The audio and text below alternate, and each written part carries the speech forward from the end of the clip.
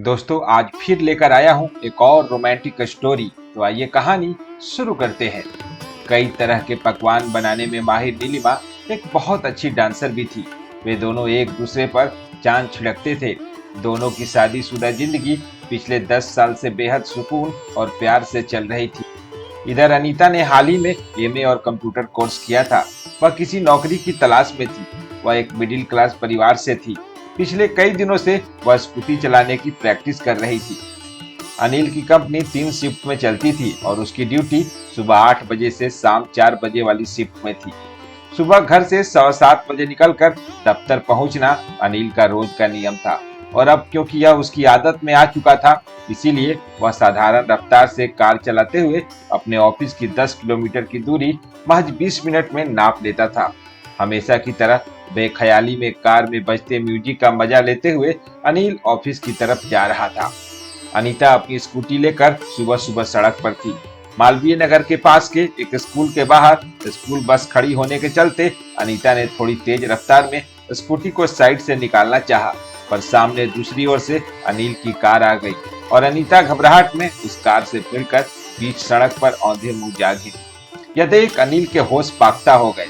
उसने कार से उतरकर अनीता को टटोला, फिर घायल और बेहोश अनीता को किसी तरह से उठाकर अपनी कार में लिटाया और थोड़ी दूर पर अनुराग अस्पताल में ले गया। सुबह सुबह इमरजेंसी में अनीता को भर्ती किया गया। उसके पास किसी तरह का पहचान पत्र नहीं मिलने के चलते अनिल उसके घर वालों को खबर करने में नाकाम था। अस्पताल में जान पहचान होने से उसने अनीता को अपना निकट संबंधी बताकर भर्ती करा दिया। थोड़ी देर बाद जब अनीता को होश आया तो उसने खुद को अस्पताल के बिस्तर पर पाया। पास बैठे अनिल को उसने सवालिया निगाह से देखा। अनिल ने उसे बताया कि कैसे वह उसकी कार से टकराकर बेहोश हो गई थी। बात करने पर पता चला कि अनीता के घर में और कोई नहीं था। उसके माँ बाप और इकलौते भाई की एक हादसे में 2 साल पहले मौत हो चुकी थी। शाम तक अनीता के पास बैठा अनिल कब उसकी सादगी पर मर मिटा, यह दोनों को ही नहीं पता चला। अनिल ने अपने शादीशुदा होने की बात अनीता से छिपा ली थी।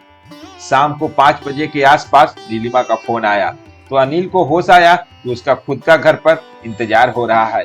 उसने नीलिमा से झूठ बहाना बना दिया कि ऑफिस के किसी जरूरी काम के लिए उसे 2 दिन के लिए गुड़गांव जाना पड़ गया है और वह रास्ते में है। शाम तक अनीता को प्राइवेट रूम में शिफ्ट कर दिया गया और डॉक्टर की सलाह पर और 2 दिन तक भर्ती रहने के लिए कहा गया।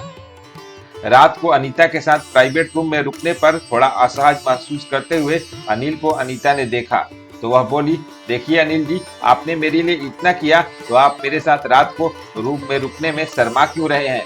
बल्कि घबराना तो मुझे चाहिए। अनिल ने रात भर अनीता का ध्यान रखा और अगले दिन शाम को अनीता को अस्पताल से छुट्टी मिल गई। अस्पताल से डिस्चार्ज कराकर अनिल अनीता को उसके घर छोड़ने गया। थोड़ी देर बाद उसने अपने घर के लिए निकालना चाहा तो अनीता ने बेहद प्यार से उसे रोका और कहा, मेरे लिए इतना कुछ किया है तो 2-4 दिन मेरे घर पर रहकर मुझे संभाल लो। अनिल भी अनीता के मोह पास में बंधा जा रहा था, लेकिन उसे अपनी पत्नी का ख्याल भी आ रहा था। खैर, आज की रात तो उसने वहां रुकना मंजूर कर ही लिया। अनीता रात के खाने के बाद नहाकर गाउन पहनकर अपने बिस्तर पर लेट गई। रात के 10 बजे अनीता ने अनिल से घुटने की मालिश करने को कहा। अनिल बाम लेकर मालिश करने लगा। अनीता ने घुटने से ऊपर भी दर्द की शिकायत की तो अनिल के हाथ उसकी जांघ की मालिश भी करने लगा। अनीता के मुंह से मीठी आह निकलने लगी। उसने बाएं कंधे पर भी मालिश करने को कहा और गाउन के ऊपर के 3 बटन खोल दिए। कंधे के साथ ही अनीता के बड़े उभारों की थोड़ी सी झलक अनिल को दिखने लगी।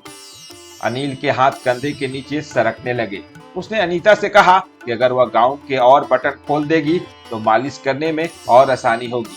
अब तक अनीता पूरी तरह अनिल को अपना मान चुकी थी और खुद भी ऐसा ही कुछ चाह रही थी। नीचे के 2 बटन और खोलने के साथ ही उसने अपना फ्रंट ओपन ब्रा के हुक भी खोल दिए। अनीता के मादक शरीर की छुअन, उसका ताजा खिला हुआ मदमाता जोबन अनिल को और कुछ न सोचने के लिए काफी था। अनिल जवानी से भरपूर अनीता के हर नाजुक अंग पर अपनी छाप छोड़ते हुए उसके गुलाबी होठों को चूमता गया। कुछ ही समय में उन दोनों के जिस्म एक हो चुके थे। सुबह होने तक वे दोनों 4 बार सेक्स का मजा ले चुके थे। अनिल ने महसूस किया कि अनीता की जवानी नीलिमा से कई कदम आगे थी। जहां अनीता को अनिल एक जीवन साथी और सहारे की तरह नजर आ रहा था। वही अनिल को ऐसा लग रहा था कि उसे देह सुख पाने का एक नया और कमसीन जरिया मिल गया है। अनीता को देह सुख पाने की चाह में अनिल ने नीलिमा को झूठ कह दिया कि ऑफिस के काम के चलते उसे महीना में 15 दिन जयपुर से बाहर रहना पड़ेगा। अब अनिल का आधा समय अनीता और बाकी समय नीलिमा के साथ बीतने लगा और एक साथ दो जिस्मों का सुख उसे अलग ही मजा दे रहा था। अनीता की जवानी ने अभी अंगड़ाई लेनी शुरू की थी। वह अनिल के साथ सारी सारी रात सेक्स करने का मजा लेती थी। ऐसे में अनिल के पास नीलिमा के लिए ज्यादा कुछ बचता नहीं था। नीलिमा के शिकायत करने पर अनिल बहाना बना देता कि काम ज्यादा होने के चलते थकान बहुत होने लगी है। 4-5 महीने यूं ही बीत गए। इधर अनीता बार बार अनिल पर शादी करने के लिए दबाव डाल रही थी, पर कभी उसे महंगे गिफ्ट देकर तो कभी और थोड़े दिन इंतजार का बहाना कर अनिल उसकी जवानी का भरपूर मजा ले रहा। पर एक ही शहर में दो अलग अलग जगह पत्नी सुख कितने दिन चलता। एक दिन कुछ सामान लेने के लिए अपनी सहेली के साथ घर से निकली नीलिमा ने अनिल की कार एक घर के बाहर खड़ी देख ली। यह देखकर उसका माथा ठनक गया। अनिल को फोन लगाया तो उसने कहा कि वह गुड़गांव के रास्ते में कार में ट्रैफिक में फंसा है, बाद में बात करेगा। पड़ोस में तहकीकात करने पर पता लगा कि बगल वाले घर में 4-5 महीने पहले प्रेम विवाह करके अनीता नामक एक लड़की अपने पति के साथ रह रही है। जल्द ही ये लोग खुद के फ्लैट में शिफ्ट होने वाले हैं। यह बात अनीता ने ही फैलाई थी ताकि अनिल उसके पास बेरोक टोक आ जा सके और किसी को कोई शक ना हो।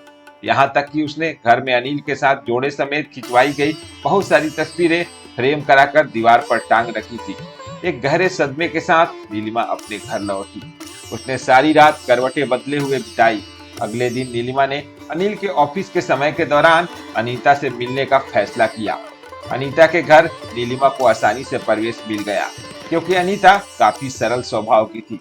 यह बात और थी कि वह अब अनिल के मोह पास में पूरी तरह से बंधी हुई थी।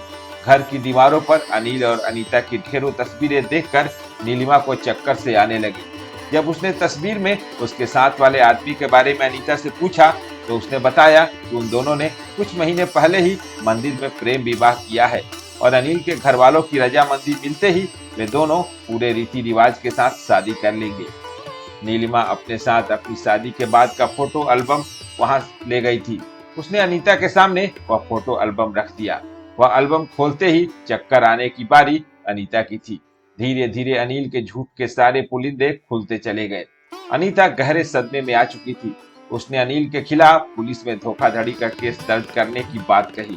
नीलिमा को पता था कि ऐसा होने पर न केवल अनिल को जेल हो जाएगी बल्कि उसकी नौकरी भी चली जाएगी। खुद की शादीशुदा जिंदगी तो उसकी बिगड़ ही चुकी थी।